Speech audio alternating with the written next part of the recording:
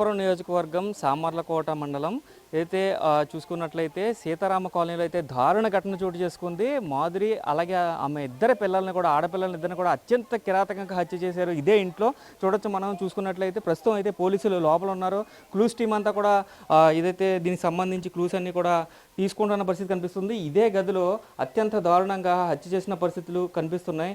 అయితే మనం చూడొచ్చు క్లియర్గా ఇప్పటికే లోపల పోలీసులు క్షుణ్ణంగా అణువణువు కూడా పరిశీలిస్తున్న పరిస్థితి కనిపిస్తుంది. అయితే ఈ డోర్ లాక్ చేసి ఉందంటూ కూడా చెప్తున్నారు. ఈ డోర్ లోపల నుంచి లాక్ చేసి ఉందని చెప్తున్నారు. ఏదైతే భర్త వచ్చేటప్పటికి ముగ్గురు కూడా విగత జీవులుగా పడి ఉన్నారు. అదేవిధంగా చూసుకున్నట్లయితే మనం క్లియర్గా ఈ మొత్తం అన్ని డోర్స్ కూడా క్లోజ్ చేసుకుంటారు. అయితే ఇది కూడా ఫ్రంట్ గేట్ కూడా లాక్ చేసే ఉంది. ఇవన్నీ కూడా లాక్ చేసే ఉన్నాయి. వెనక డోర్ నుంచి వచ్చి చూసానని కూడా ఆమె భర్త ఎవరైతే ధనుప్రసాద్ ఉన్నాడో ధనుప్రసాద్ చెప్తున్నాడు. వచ్చి చూసేటప్పటికి ముగ్గురు విగత జీవితులుగా ఉండటంతో ఆయన లభోదీపం అన్న పరిస్థితి కనిపిస్తున్నాయి. కన్నీటి పర్యాంతం అయ్యాడు. ముగ్గురిని ఒకసారి కోల్పోవడంతో దిక్కుదోచని వాడిగా మిగిలిపోయానంటూ కూడా కన్నీరు మున్నీరైన పరిస్థితి కనిపిస్తుంది. అయితే ధనుప్రసాద్ని కూడా పోలీసులు ఇన్వెస్టిగేషన్లో భాగంగా అతన్ని కూడా తీసుకెళ్లి అనేక ప్రశ్నలు సంధించారు.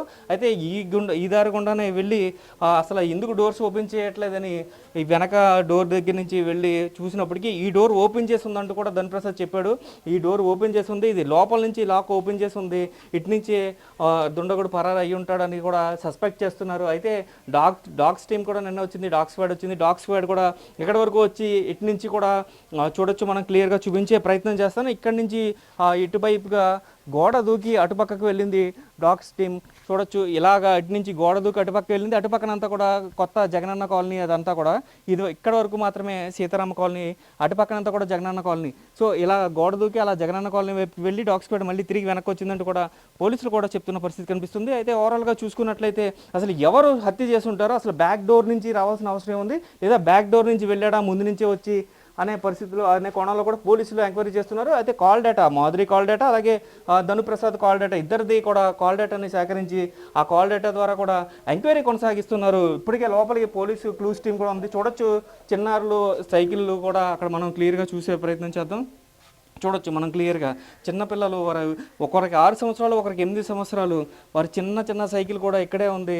అసలు వారు తెల్లారితే కన్ను మూస్తాం అనే పరిస్థితి కూడా ఉండకపోవచ్చు మేబీ.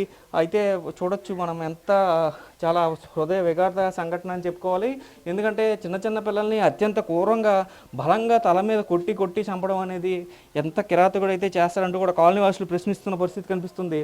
అయితే ఈ కాలనీలో ఎక్కడా కూడా సీసీ కెమెరాలు కానీ ఇలాంటివి లేకపోవడంతో దొండగడ్డి పట్టుకోవడం కూడా కొంచెం కష్టతరమైంది. అయితే క్లూస్ టీం మొత్తం అంతా కూడా లోపల ఇప్పటికే పూర్తిగా లోపల చేస్తున్న పరిస్థితి కనిపిస్తుంది. క్షుణ్ణంగా అణువణువుగా పరిశీలిస్తున్నారు. ఫింగర్ ప్రింట్స్ని కూడా కలెక్ట్ చేస్తున్నట్టుగా కూడా చెప్తున్నారు. ఇదంతా కూడా రక్తపు మడిగే, లోపల డోర్ ఓపెన్ చేస్తే మనకి రక్తపు మడుగులోనే ముగ్గురు కూడా పడి ఉన్న పరిస్థితులు కనిపిస్తున్నాయి. చూడొచ్చు మనం క్లియర్గా ఏం జరిగిందనేది మాత్రం తెలియాల్సిన పరిస్థితే ఉంది. ఇంకా కూడా పూర్తిగా చూసుకున్నట్లయితే మనం ఇప్పుడు ఇక్కడ చూసుకున్నట్లయితే కాలనీ వాసులందరూ కూడా బెంబేలెత్తిపోతున్న పరిస్థితి కనిపిస్తుంది. ఓవరాల్గా చూసినట్లయితే మనకి ఇప్పటికే ఈ త్రిబుల్ మర్డర్ అనేది పెద్దాపురం నియోజకవర్గంలో సంచలనంగా మారింది. మొత్తం టోటల్గా చూసుకుంటే తండ్రి వస్తూ నేను తాటికేలు తీసుకొచ్చాను పిల్లలకి ఇష్టమని చెప్తూ కూడా ఆయన నిన్న కన్నీటి పర్యంతమైన విజువల్స్ అన్ని కూడా మనం చూసాం క్లియర్గా.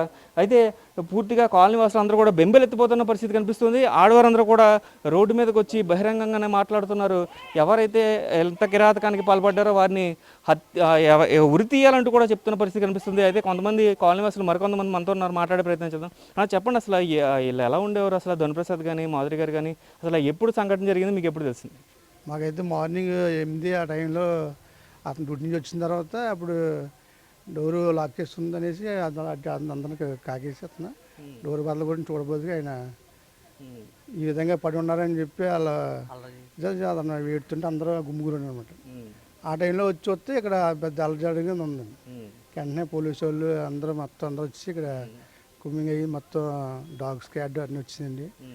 చేసి అంబులెన్స్ మీద ఆ సేవలను తరలించిన తర్వాత ఇంకా అందరూ ఎవరితాడని లేవండి. అంటే ఇప్పుడు ఇక్కడ అన్ని దగ్గర ఇల్లు, పక్కన ఇల్లు కదా, ఎంత క్రూరంగా హత్య చేస్తున్నప్పుడు ఎవరికి తెలియలేదు అంటారు, లేకపోతే అసలు ఆ విషయంలో మన అర్ధ టైంలో మనం మా ఇల్లు చూస్తే ఇంకా 3 స్టేషన్లో ఉన్న చివరండి. ఇక్కడ ఉన్న వాళ్ళు ఏమో మరి వీళ్ళు డ్యూటీకి వెళ్తున్నారు, మరి ఏమైంది సంథింగ్ తెల్లలేదండి. ఎవరు కూడా ఇలా జరిగింది కేకలను బట్టి అన్న ఒక మనిషి చెప్పలేదండి. అసలు మాధురి గారు కానీ లేకపోతే ధనుప్రసాద్ ఇద్దరు ఏమైనా గొడవలు పడడం కానీ అలా ఇంట్లో గొడవలు జరగడం అలాంటివి ఏమైనా ఉన్నాయి? ఆ ఫ్యామిలీ విషయాలు మనకి వాళ్ళకి ఎప్పుడు లేదు సార్ అది. గొడవలు కానీ ఏం వాళ్ళకి ఏం లేదు సార్.